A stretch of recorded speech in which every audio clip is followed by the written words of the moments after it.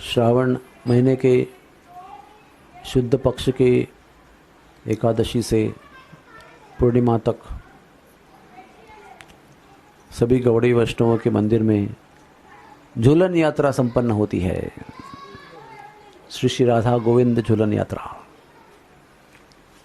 श्री राधा गोविंद जी बड़े प्रेम से झूला झूलते हैं। श्री वृंदावन धाम विविध प्रकार के दिव्य आनंदों का अनुभव करता है। जब श्री श्री राधा गोविंद जी झूले पर झूलते हैं, कौन से वन में झूला बनाना है, कौन से प्रकार के फूलों का झूला बनना है,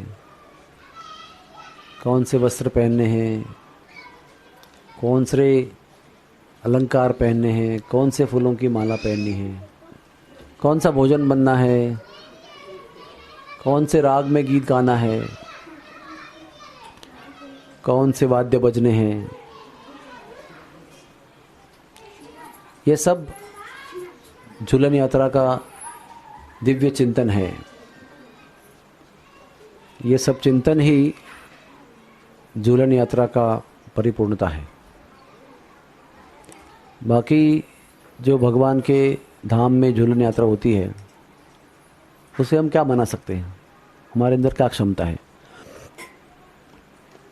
सो भगवान के दिव्य धाम में जो झूलन का उत्सव होता है उसका हम केवल चिंतन ही कर सकते हैं। हमारा प्रयास तो हमेशा छोटा ही पड़ेगा भगवान के वास्तविक लीलाओं के सामने। लेकिन भगवान भाव के भूखे हैं और वो अपने भक्तों का सर्वोदय भाव जो है उसको स्वीकार करते हैं। इसलिए हमारा झूला कितना भी छोटा क्यों न हो, कितना भी सामान्य क्यों न हो, हृदय के भाव से वो श्रेष्ठ बन सकता है। और जो भाव से हम झुलाते हैं तो वो हमारे हाथ से झूलना भी पसंद करेंगे।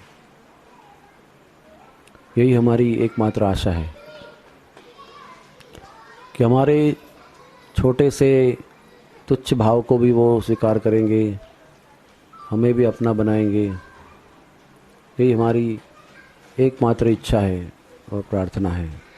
सो संक्षेप में इस उत्सव का भाव ऐसा है कि हरियाली तीज यानी राधा रानी विचार करती रहती है कि हमारा विवाह हो गया, सब सखियों का विवाह हो गया, सावन का महीना आया, सब सखियां अपने अपने मायके चली गई। क्योंकि रीति ऐसी है कि जिनका विवाह जाववट में हुआ था, सब सखियों का अपने अपने वाल वालों के साथ। तो रिवाज यह है कि सावन में नई नई ब्याही दुल्हन जो है वो अपने पति के घर में नहीं रहती, उसको मायके बुलाया जाता है। सावन महीना शुरू होने के पहले ही भाई आता है और भाई रथ में बिठाकर अपनी बहन को अपने घर ले जाता है। और अपने घर ले जाकर सब भाई और अपने घर के लोग, प्रेमी लोग राधा गोविंद को, राधा रानी को झूला झुलाते हैं। तो सब सखियां चली गई, सावन के 2 दिन भी बीत गए, लेकिन श्री दामा नहीं आए। तो राधा रानी पुकार रही है, क्या भैया मुझे भूल गए, क्या मेरी मैया बाबा मुझे भूल गए, मैं अभी ससुराल में आई तो सब मुझे भूल गए। और वहाँ पर बरसाने में श्री दामा जी तैयारी कर रहे हैं जाने की कि हमारी प्यारी बहन को बरसाना में लाना है। तो विचार करते हैं कि जटिला कुटिला बहुत कठिन औरतें हैं, वो आसानी से उनको भेजेंगी नहीं। तो माता कहती है कुछ मिठाइयाँ उपहार भी गिफ्ट भी लेके जाओ साथ में, जटिला के लिए अलग और कुटिला के लिए अलग। और पहले उनको जाके मीठी मीठी बातें करके उपहार देके उनको प्रसन्न करो, उनको इत्र दो, उनको गहने दो, उनको घरगुती वस्तु दो, उनको फूल मालाओं से, चंदन से सम्मानित करो। फिर प्रस्ताव रखो कि हम श्री जी को लेने आए हैं। तो विशेष रूप से कुटिला के लिए वो बहुत ज़्यादा अच्छे अच्छे गिफ्ट लेके जाते हैं। कुटिला बहुत ज़्यादा सख्त हुआ करती थी। फिर सुदामा जी पहुँचते हैं रथ लेकर और जटिला कुटिला को प्रसन्न कर देते हैं, और कुटिला प्रसन्न होने पर फिर वो राधा रानी को भेजने को तैयार हो जाती है। तो ये अनोखी रथ यात्रा है बरसाने की। इसमें श्रीदामा जी आते हैं हरियाली तीज के दिन और राधा रानी को जावट से अपने घर ले जाते हैं। जब घर ले जाते हैं तो सब सखियाँ कदम के पेड़ों पर फूलों का झूला हिंडोला बनाकर तैयार रहती हैं, और फिर उसी दिन से झूले का उत्सव शुरू होता है हरियाली तीज से।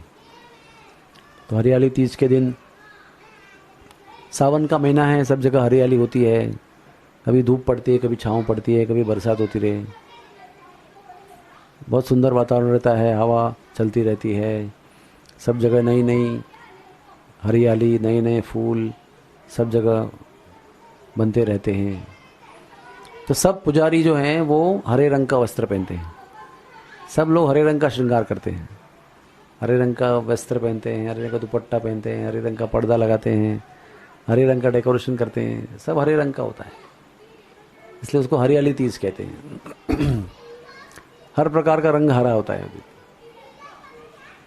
तो हरा रंग जो है वो आनंद का और समृद्धि का प्रतीक है, सब मन में प्रसन्नता आ जाती है। तो ब्रज में हरियाली तीज से ये आरंभ होता है झूलन का उत्सव, और इसमें हर मंदिर में नई शोभा है, हर मंदिर में नए प्रकार का झूला है। किसी का लंबा है, किसी का छोटा है, किसी का लंबा झूलता है, किसी का छोटा झूलता है। और कई लोग चमर करते रहते हैं, कई लोग मोरपंख करते रहते हैं, बीच बीच में ठाकुर जी को भोग लगाते हैं, बीच बीच मालाएं पहनते हैं, माला निकालते हैं फिर पहनते हैं, अत्र इत्र चढ़ाते रहते हैं, गीत गाते रहते हैं, वाद्य बजाते रहते हैं। कितना सुंदर वातावरण है। सब लोग राधा कृष्ण को झुलाने में लगे हुए हैं। सबका आनंद केवल एक है, राधा और गोविंद जी को आनंद दिया जाए। झूला में झुलाते हुए प्रेम से झुलाते हुए आनंद दिया जाए। उसका भाव भी ऐसा है कि कभी राधा रानी कृष्ण को झुलाती है, कभी कृष्ण भगवान राधा रानी को झुलाते हैं, कभी दोनों को सखियाँ झुलाते हैं, कभी दोनों उतर जाते हैं और एक एक करके सखियों को झुलाते हैं। और जब बरसाने में राधा रानी को झुलाया जा रहा है तो श्याम सुंदर जी को रहा नहीं जाता है कि श्याम सुंदर सखी बनकर आते हैं और सखी बनकर राधा रानी के साथ झूलते हैं, घूंघट ओढ़कर। कोई पहचानते नहीं उनको रहा नहीं जाता है, क्योंकि राधा रानी झूल रही है, मैं अकेला क्या कर रहा हूँ। तो भी सखी वेश धारण करके श्यामा सखी बनकर सब लोग स्वागत करते हैं उनका, और सब सखियों के बीच में उसको झूले पे बुलाते हैं और सब सखियाँ उनको झुलाती हैं। ऐसा अनोखा आनंद है। और ये झूला जो है वृंदा रानी के नेतृत्व में इसका आयोजन होता है।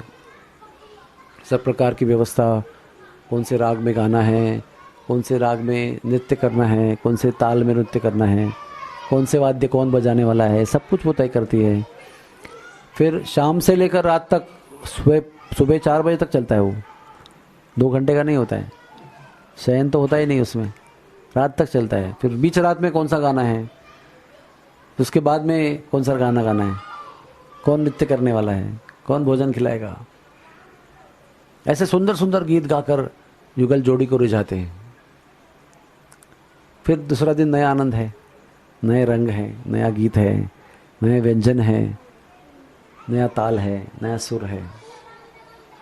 तो कभी कभी झूला इतना उसका आनंद बढ़ता है कि सामने सामने झुलाते हैं तो फिर साइड में झुलाते हैं, फिर साइड में होने के बाद राइट में झुलाते हैं, फिर लेफ्ट में झुलाते हैं, फिर कभी लेफ्ट में और कभी राइट में झुलाते हैं, फिर उसके बाद गोल गोल झुलाते हैं, ऐसे ऐसे, फिर वापस सीधे झुलाते हैं, फिर जोर से झुलाते हैं, फिर बहुत ऊपर तक जाता है, आगे से भी ऊपर तक, बहुत नीचे से भी ऊपर तक। फिर अचानक इतना जोर धक्का देते हैं कि झूला जो है वो गोल से घूम के नीचे आता है। राधा रानी बहुत डर जाती है, एकदम कृष्ण को गले मिलती है डर के मारे, क्योंकि राधा रानी संकोच कर रही है, इसलिए सखियां देख रही हैं। तो कृष्ण इशारा करते हैं, करो कुछ करो, तो वे जोर धक्का देते हैं, फिर वो गोल जब घूमते हैं तो तुरंत गले मिल जाते हैं। सब सखियां ताली पीटती हैं उसमें। फिर कुछ लोग आगे से धक्का दे रहे हैं, कुछ लोग झोंका पीछे से दे रहे हैं, कुछ आगे हैं कुछ पीछे हैं। वो साइड में जो है वो हवा दे रहे हैं पंखे की। तो उसमें सभी लोगों ने श्रृंगार किया है, राधा रानी ने भी किया है, श्यामा सखी ने भी किया है, बाकी सब सखियों ने भी माला पहनी हुई है, अलंकार पहना हुआ है। तो जब झूलते हैं ना, सारे अलंकार भी झूलते रहते हैं ऐसे आगे पीछे आगे पीछे। आप आगे जाएंगे तो झूले अलंकार पीछे आते हैं, आप पीछे जाएंगे तो अलंकार आगे आ जाते हैं। तो बीच में सब लोग कभी कभी, आप जानते हैं ना बच्चे लोग कैसे करते हैं, झूला ऊपर गया फिर पीछे गया तो कुछ लोग यहाँ से वहाँ भाग जाते हैं, तो उधर से आगे गया तो कुछ लोग यहाँ से यहाँ भाग जाते हैं, ऐसे बीच में से तुरंत ऐसे भाग जाते हैं।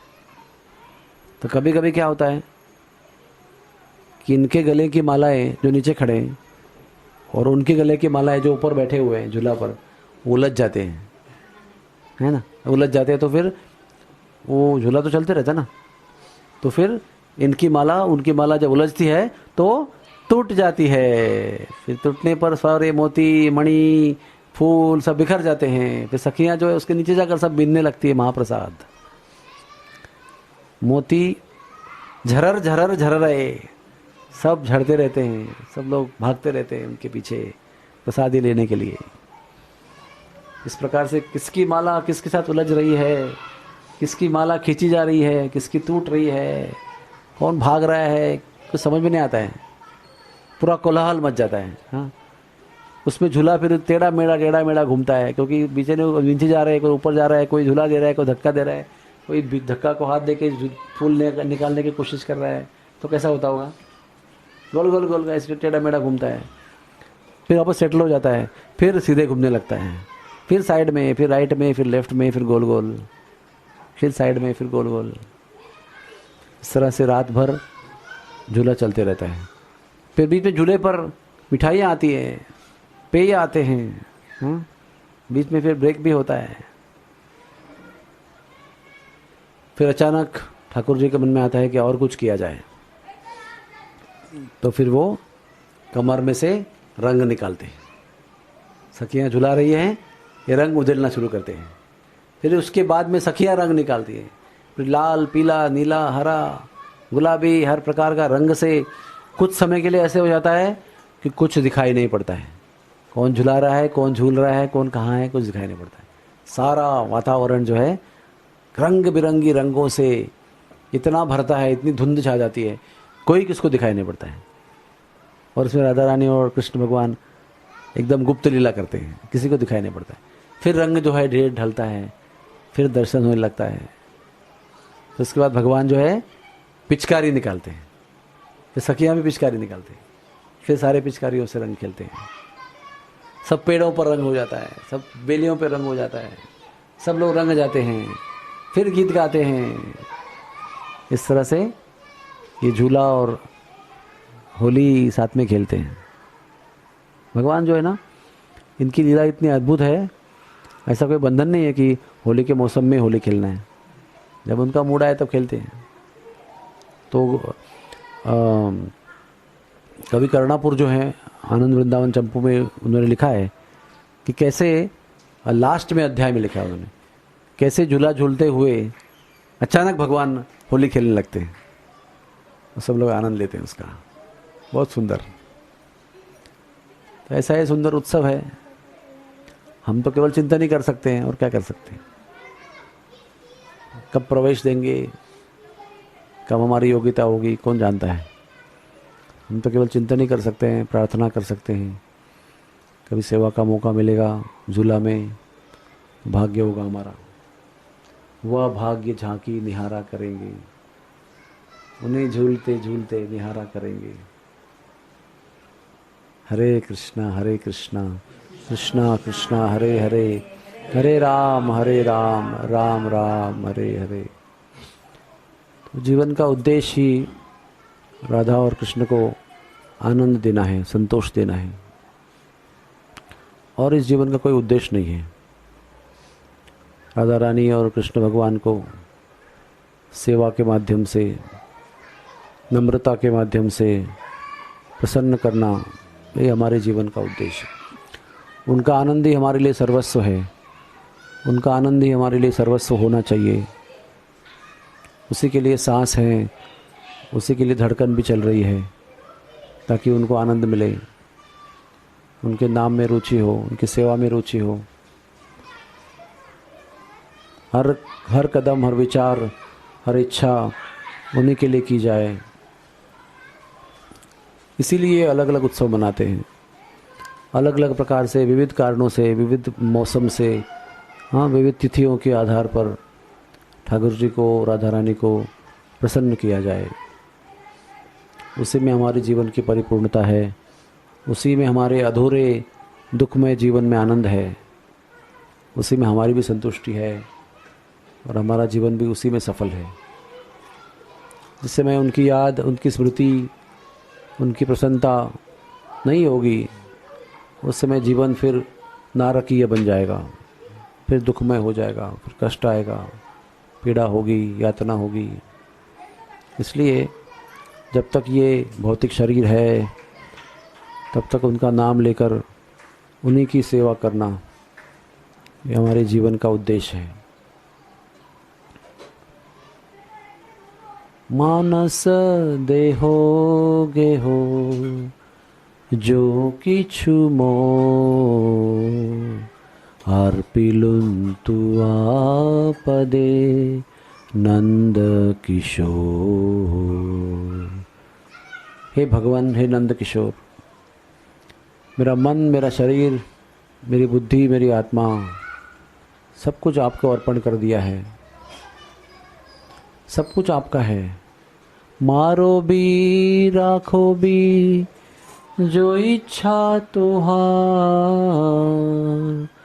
नित्य दास प्रति तू अधिकार।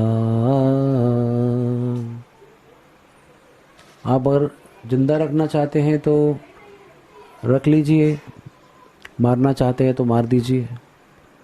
मैं तो आपका नित्य दास हूँ और आपके प्रति, मेरे प्रति आपका अधिकार है कि आप मुझे जैसा चाहे व्यवहार मेरे साथ कर सकते हो। अगर आपको रखना है आपके चरणों में तो रखिए, दोबारा लाना है तो आपके भक्तों के घर में कीटक भी बनकर आने को तैयार है। अभक्तों के घर में ब्रह्मा का पद भी नहीं चाहिए हमको, लेकिन भक्तों के घर में अगर कीटक का भी जन्म मिला तो भी हमको चाहिए, उन्हीं के शरण में रहना चाहते हैं। मानस देहो गेहो जो किछु मोर, अर्पिलुन्तु आपदे नंद किशोर। ये सब कुछ आपके चरणों में होना चाहिए, यही हमारी एकमात्र अभिलाषा है। आपने ये इतना कीमती मनुष्य जीवन दिया है, विषयों के पीछे हम भाग रहे हैं, लेकिन आपकी कृपा होगी तो हम विषयों को छोड़कर आपके चरणों में आ सकते हैं, आपको प्रसन्न करने का प्रयास कर सकते हैं। आप झूला झूलिए, हमसे झुलवाइए, हमको सेवा दीजिए, हमको सेवा में लगाइए, यही हमारी एकमात्र इच्छा है। हरे कृष्णा कृष्णा कृष्णा हरे हरे, हरे राम राम राम हरे हरे। बहुत बहुत धन्यवाद सबका। Hare Krishna. Thank you very much.